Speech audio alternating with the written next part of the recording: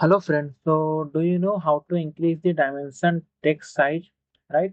So you can see this one is our line, right? And for that line, I have just taken this um, dimension measurement, right? So you can see it is not visible here, right? So I need to zoom it to see it, right? You can see here. So to so what how to increase this dimension size?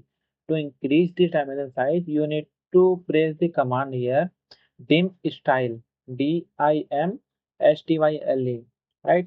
STYLE. See here is dim style. Just click on here and from here just click on this modify tab sorry button and from here you can see here a numbers of tabs and from here you can just increase your this dimension size dimension text height, right?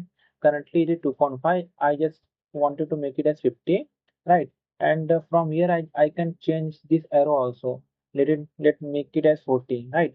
And just click on OK and close it and see you can see that your dimension height is increased and this arrow size also increased, right?